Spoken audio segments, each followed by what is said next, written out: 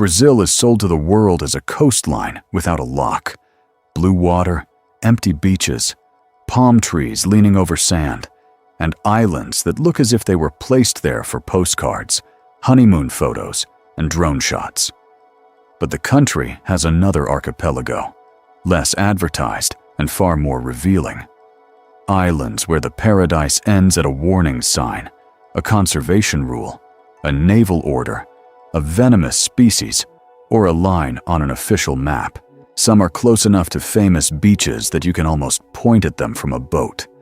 Others are so far into the Atlantic that reaching them is less like tourism and more like an operation. This is not a list of places to invade. It is the opposite.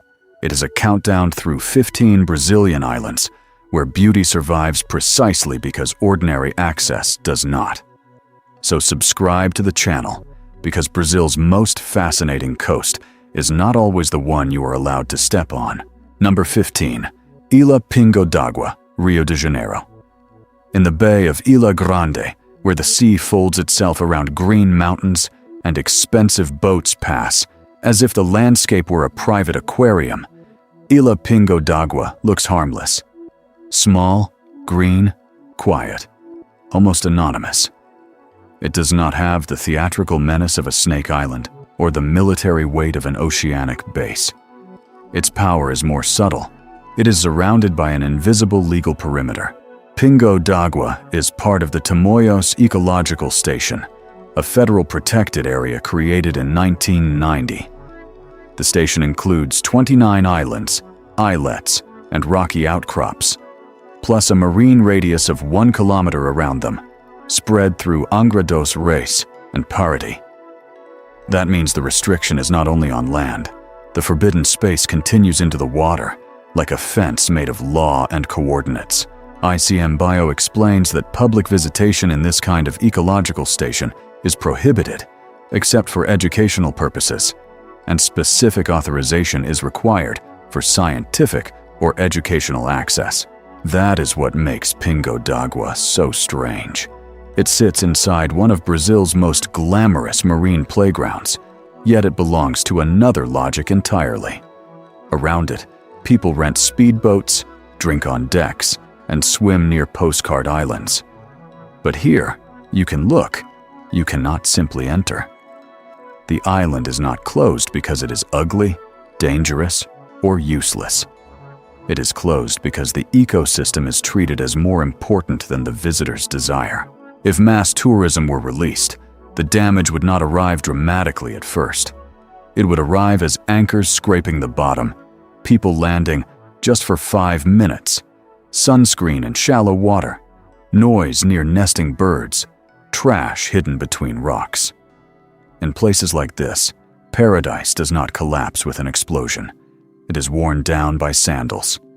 Ilha Pingo d'Água is a reminder that, in Brazil, even a tiny island can have a border stronger than a wall. Number 14. Ilhota das Gaivotas, São Paulo. Ilhota das Gaivotas is the kind of place most travelers would ignore until someone tells them they cannot go there. It is not a famous island with resorts or legends.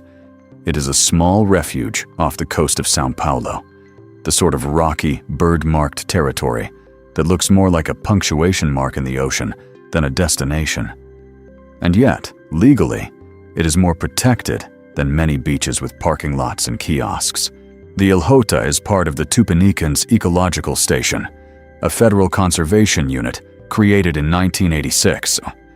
The protected area includes islands near Peruíbe and Itanhaém, such as Peruíbe, Queimada Pequena, Ilhota das Gaivotas, and Parcel Noite Escura, and also the islands of Castilho and Cambriu near Cananea. The surrounding aquatic area extends 1 kilometer around the islands. The reason is simple and easily forgotten. Birds do not need a famous island. They need a safe one. The name itself gives away the atmosphere.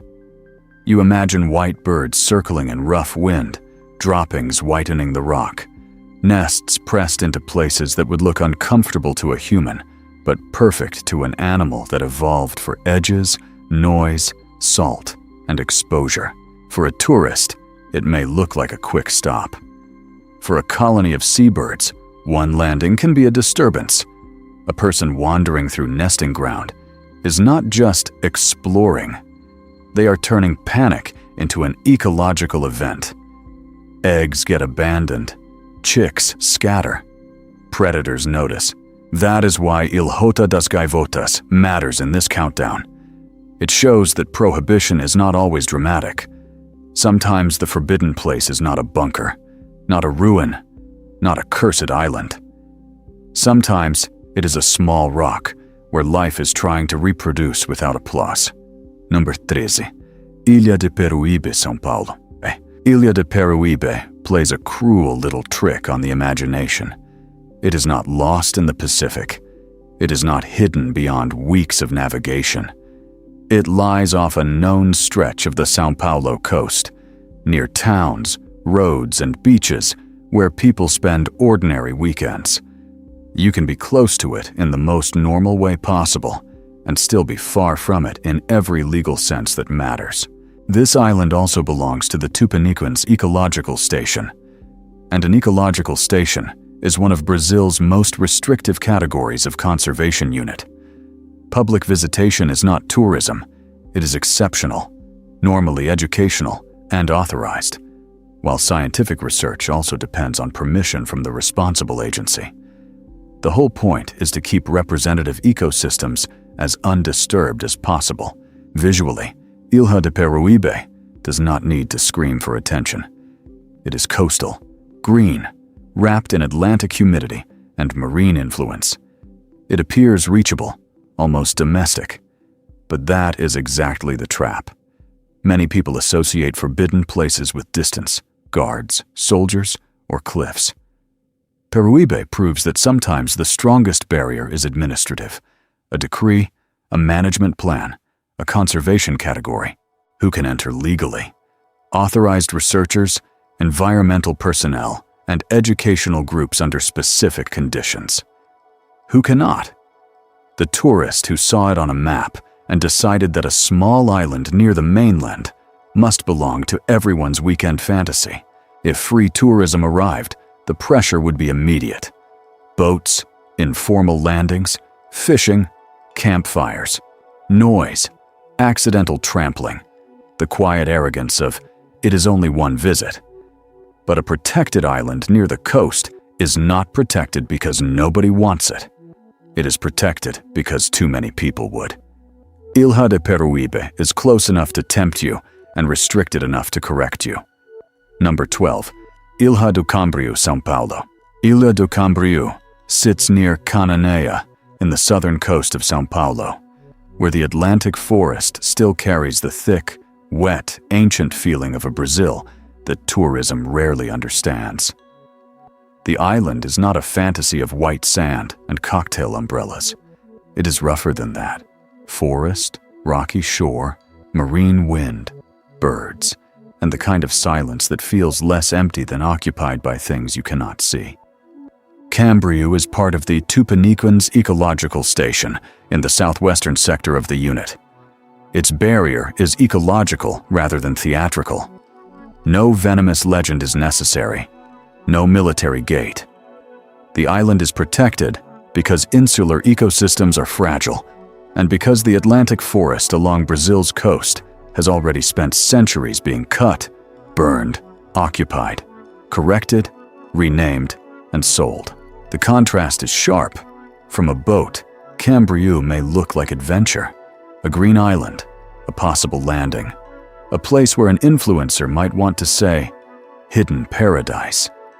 But the law sees something else: habitat, nesting space, rocky shore communities, marine life, and a biological fragment that should not be forced to become scenery.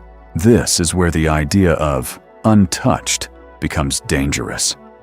People love untouched places, but the moment crowds arrive to touch them, the adjective begins to die. Trails appear. Rocks get scraped. Animals move away. The island stops being a living system and becomes a backdrop. For the viewer, the practical answer is clear. It is not a free access destination. access depends on authorization and purpose. You do not simply rent a boat, land, and call it discovery. In places like Cambrio, discovery without permission is just trespassing with better adjectives. The island does not need to be remote to be unreachable. It only needs to be worth protecting. Number 11.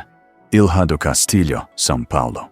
Ilha do Castillo is one of those names that sounds like it should belong to a pirate map. Castillo, a little fortress of green and rock off the southern coast of São Paulo, facing open water, with a profile that seems to invite stories. But the real story is not treasure. It is science. Also part of the Tupanicans ecological station, Castillo is treated less like a leisure island and more like a natural laboratory.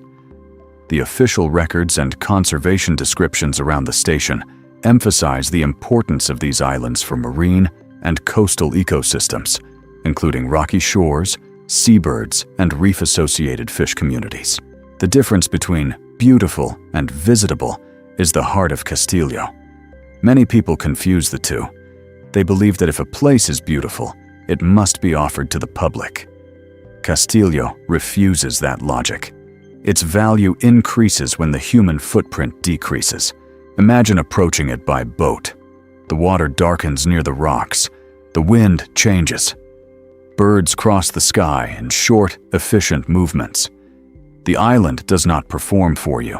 It works. Life uses every crack, ledge, and wet surface. For a researcher, each of those details may be data. For a careless visitor, they are just obstacles on the way to a selfie. Who enters? Authorized teams, managers, scientists, people whose presence has a purpose beyond consumption. Who stays out? Almost everybody else. That feels frustrating, and it should. The frustration is part of the lesson. Not every beautiful place is improved by access. Some places become more extraordinary when your only role is to know they exist and leave them alone. Ilha do Castillo is not a paradise denied by accident. It is a paradise denied on purpose. Number 10. Ilha da Queimada Pequena, São Paulo. Everyone talks about the famous Snake Island. Fewer people remember that Queimada Grande has a quieter sister in the same protected narrative. Ilha da Queimada Pequena. The name sounds like a footnote, a smaller version of something more legendary. But in conservation, smaller does not mean less important. Sometimes it means easier to damage. Queimada Pequena is part of the federal area of relevant ecological interest called Ilhas da Queimada Pequena e Queimada Grande. IBAMA Bio lists the unit as a marine coastal protected area of 65.17 hectares, created by Decree No. 91,107 in 1985. The protected species associated with the unit include the Jararaca ilhoa, green turtle, hawksbill turtle, Franciscana dolphin, and seabirds, such as the royal tern. This island's power is in being overshadowed. While Queimada Grande became a global legend, Queimada Pequena remained more obscure, almost hidden behind the fame of venom. Yet it belongs to the same ecological puzzle. Rocky islands, coastal waters, rare species, fragile vegetation, and the long Brazilian habit of discovering value after nearly destroying it. From a distance, Queimada Pequena can seem like a minor stop, a place to circle in a boat while saying, "That one too?" But protected areas do not exist only for famous animals. They exist for relationships, bird colonies, marine feeding grounds, plants adapted to salt and wind, reptiles, fish, and the invisible exchanges that keep a place alive. If tourism were opened casually, the smaller island would suffer quickly. There is less space for error, less room for people to spread out, less capacity to absorb repeated disturbance. Queimada Pequena proves that the most famous forbidden island in Brazil is not alone. It has a shadow, and the shadow is protected too. Number 9. Ilha da Queimada Grande, São Paulo. Now the countdown reaches the island that escaped geography and became myth, Ilha da Queimada Grande, the so-called Snake Island of Brazil. From above, it looks almost innocent, a green shape adrift about 35 kilometers from the coast of Itanhaim. No hotel, no beach club, no souvenir stand. Just forest, rock, a lighthouse, and a reputation strong enough to keep curiosity at sea. The municipality of Itanhaim states clearly that landing on Queimada Grande is prohibited. The island has no proper beach or sheltered cove to make disembarkation easy. Access would involve slippery rocky platforms, irregular topography, and a terrain rising to about 206 meters. Its surface is listed at roughly 430,000 square meters, but the physical difficulty is only half the story. The biological one is famous, the Jararaca ilhoa, Bothrops insularis, an endangered and endemic pit viper associated with this island and listed by ICMBio among the protected species of the Queimada Pequena and Queimada Grande Conservation Unit. This is where the usual tourist fantasy collapses completely. You may imagine stepping onto a forbidden tropical island, hearing the sea below, seeing the forest ahead. Then you understand the ground is not just ground. Branches are not just branches. Shade is not just shade. Every movement asks for attention. Every handhold could be wrong. Legal access is limited to authorized professionals, researchers, and environmental work. For ordinary visitors, the answer is not difficult. It is no. And that answer is what has helped the island remain one of the strangest biological symbols in the Atlantic. If tourism were released, the result would be absurd. Danger to visitors, stress to wildlife, illegal collection risk, rescue problems, habitat damage, and probably the rapid transformation of a rare ecosystem into a spectacle. The island is not a theme park with snakes. It is a living accident of evolution. Queimada Grande is beautiful in the most uncomfortable way, from a distance. Number 8. Ilha das Gales, Santa Catarina. Moving south, the mood changes. The rocks become colder in the imagination, the water sharper, the wind more Atlantic. Ilha das Gales lies within the Arvoredo Marine Biological Reserve, off Santa Catarina, in a protected seascape, where the word reserve does not mean scenic branding. It means restriction. A biological reserve in Brazil is designed for the full preservation of biota and natural attributes, with visitation prohibited except for regulated educational purposes, and scientific research requiring prior authorization. ICMBio identifies the Arvoredo Marine Biological Reserve as a marine coastal unit of 17,104.60 hectares, created by decree in March 1990. Gales looks like a place a boat captain might mention with a lowered voice. Rocks, birds, waves hitting hard, the color of guano and salt. For seabirds, islands like this are not decoration.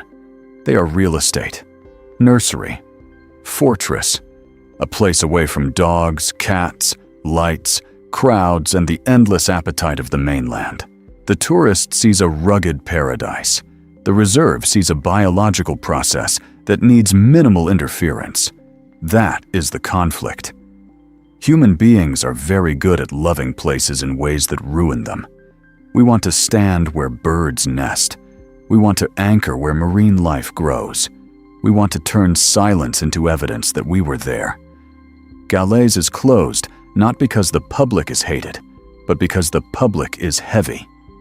Even when polite, people arrive with weight: physical, acoustic, chemical, cultural.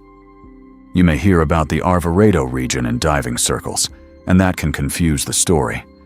But inside the reserve, especially on protected terrestrial areas, the logic is not recreation. It is preservation. Ilha das Gales is a paradise for wings, not for weekend footprints. Number 7. Ilha Deserta, Santa Catarina. The name is almost too perfect. Ilha Deserta, desert island. It sounds like a challenge from an adventure novel. It suggests castaways, secret beaches, a place where you could test yourself against emptiness. But the name is a trap. The island is not waiting for you. It belongs to the Arvoredo Marine Biological Reserve, and in a biological reserve, absence of crowds is not a marketing feature. It is the management objective. Ilha Deserta forms part of the protected complex associated with Arvoredo, Gales, Deserta, and Calo de São Pedro, along with surrounding marine areas. The reserve's purpose is not to receive tourists in a controlled paradise economy. It is to maintain natural systems with as little direct interference as possible. Visually, Deserta carries the emotional weight of its name. You imagine a lonely mass of land in the sea, exposed to weather, with waves marking time against stone. It seems like the kind of place where a person would feel briefly heroic. But that heroic feeling is exactly what the law is designed to resist, because isolated islands are vulnerable to small mistakes. A seed stuck to a boot, food waste that attracts animals, a drone over nesting birds, a careless landing in bad swell, a footprint through fragile vegetation. The visitor leaves after an hour. The island keeps the consequences. Who can enter? Only under authorized, regulated circumstances tied to management, research, or education. Who should not try? Everyone who thinks deserted means available. Ilha Deserta is not empty. It is reserved for forms of life that do not advertise themselves. Number 6. Calo de São Pedro, Santa Catarina. Calo de São Pedro is barely the kind of place most people would call a destination. It is a rocky point, a harsh fragment, a small piece of resistance in the water. And that is exactly why it belongs in this countdown. Not every protected island has to be grand. Some are important because they are small, exposed, and easy to underestimate. Within the Arvoredo Marine Biological Reserve, Calo de São Pedro is part of a mosaic where each rock, island, and surrounding marine area plays a role. To a tourist brochure, it may be nothing. To marine life, it can be structure, shelter, boundary, a place where birds rest, fish gather, algae attach, and the sea builds complexity around stone. This is the kind of location that reveals the arrogance of human scale. We tend to value mountains, beaches, waterfalls, obvious beauty. But conservation often depends on places that do not photograph neatly. A rock in the sea can matter. A ledge can matter. A patch of rough water can matter. The restriction here feels almost philosophical. You are not barred from a resort. You are barred from a biological function.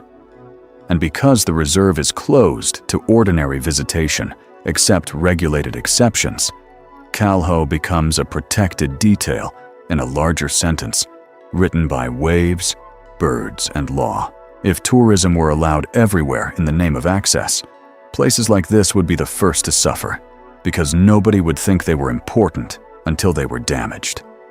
Anchors, approaches, noise, curiosity, all of it would accumulate. Calo de São Pedro is a warning in miniature. Sometimes the smallest rock is holding up a world. Number 5. Ilha do Arvoredo, Santa Catarina.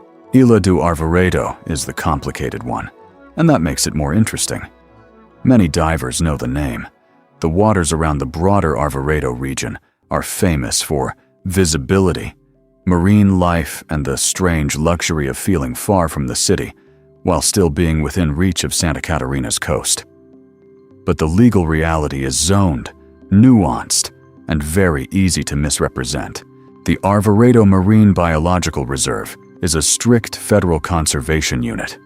It protects a large marine coastal area created in 1990, and biological reserves prohibit public visitation except regulated educational purposes. But not every conversation about Arvoredo refers to the same line on the map. There are diving activities in areas outside the strict reserve boundaries, especially toward the southern surroundings often associated with recreational diving. That is the nuance. The island's name circulates in tourism, but protected zones and landings are another matter entirely. This makes Ilha do Arvoredo a perfect lesson in invisible geography. From the sea, water is water. Rock is rock. A person looks at the horizon and sees only distance. The law sees polygons, buffers, categories, rules, emergency exceptions, and management zones. The island itself has the classic power of the southern Brazilian coast. Green slopes, hard rocks, colder currents, sudden weather. It looks like a place made for adventure. But protected terrestrial areas are not open for ordinary landings. The freedom promoted in travel ads often stops at the boundary of a conservation map. If tourism were expanded without discipline, Arvoredo would not be loved gently. It would be consumed by its own reputation. More boats, more anchors, more pressure, more just this once. Ilha do Arvoredo teaches the most adult version of prohibition. Sometimes access is not a yes or no. Sometimes it is a line you cannot see until you have already crossed it. Number 4.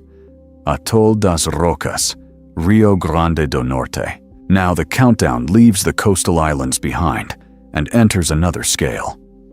Atol das Rocas is not merely an island.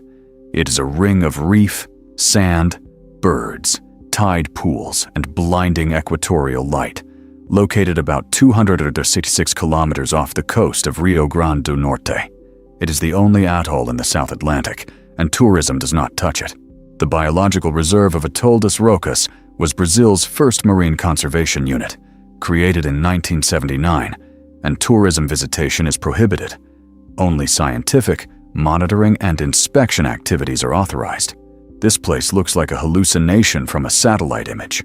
An oval in the ocean, a pale ring against deep blue, with small biogenic islands, such as Farol and Cemiterio, appearing and disappearing in the drama of tides. At low tide, the reef exposes pools like mirrors. At high tide, the sea reclaims much of the structure, as if the atoll were breathing. The temptation is obvious. People would pay fortunes to stand there. That is precisely why they cannot. Rocas is too rare, too exposed, too biologically intense. Thousands of birds use its spaces. Marine turtles, fish, algae, corals, crabs, and countless less charismatic organisms depend on rhythms that tourism would interrupt. The practical reality is severe. You cannot buy a package, book a posada, or decide to visit responsibly. Access is controlled for research, monitoring, and enforcement. Even authorized presence is logistical, limited, and purposeful. Rocas is not closed because Brazil forgot to develop it. It is closed because developing it would be the tragedy. The atoll is a paradise that proves paradise sometimes needs to be unavailable. Number 3. Ilha Belmonte, Archipelago de São Pedro e São Paulo. Ilha Belmonte does not look like Brazil in the popular imagination. There are no coconut palms, no long beaches, no lazy tropical abundance. It is a hard speck of rock in the equatorial Atlantic, part of the São Pedro and São Paulo archipelago, roughly 1,000 kilometers from the Brazilian coast. The landscape is sharp, cramped, ocean-beaten, and almost aggressively inhospitable. And yet, Brazil is there. Belmonte hosts the scientific station associated with the archipelago. The first structures date back to 1998 and 2008, and a new station project has been underway with support from UFES, ICM Bio, CSERM, the Natal Naval Base, and the Brazilian Navy. The archipelago's permanent Brazilian presence is tied not only to science, but also to sovereignty over a vast, exclusive economic zone. This is where the word forbidden becomes more than environmental. It becomes strategic. Ordinary tourists do not land here because the archipelago is not a destination. It is a station, an outpost, a test of logistics and endurance. The sea does not welcome casual arrivals. The rocks do not offer comfort. Fresh water is not waiting politely under the soil. Imagine the station at night, the Atlantic black around it, waves striking stone, equipment humming, researchers and military support personnel aware that the continent is not nearby in any meaningful way. In a city, a broken part is an inconvenience. Here, it is a problem with an ocean around it. If tourism were introduced, it would be absurd. There is no capacity, no softness, no margin. The island exists in the realm of science, maintenance, national presence, and controlled operation. Ilha Belmonte is not the Brazil of beaches. It is Brazil reduced to rock, flag, data, and stubbornness. Number 2. Ilha da Trindade, Espírito Santo. Ilha da Trindade looks like something left over from the creation of the planet. It rises from the Atlantic about 1,140 kilometers from Vitória, Espírito Santo, with cliffs, volcanic forms, rugged slopes, and a loneliness that feels almost geological. The Brazilian Navy describes it as the only Brazilian oceanic island with permanent watercourses and notes its importance for scientific knowledge and national sovereignty in the South Atlantic. Continuous Brazilian Navy occupation at the oceanographic post of Trindade began in 1957. Trindade is beautiful, but not in the easy way. It is not smooth. It is not comfortable. It is dramatic, wind-cut, strategic. It has the aura of a place that has watched ships come and go for centuries while refusing to become normal. The island's history carries scars. Introduced animals such as goats, pigs, and mice damaged its ecosystem over time, transforming vegetation and forcing later recovery efforts. This is important because it destroys the myth that remote places are automatically safe. Remoteness is protection only until humans arrive with hunger, animals, tools, accidents, and plans. Today, access is controlled.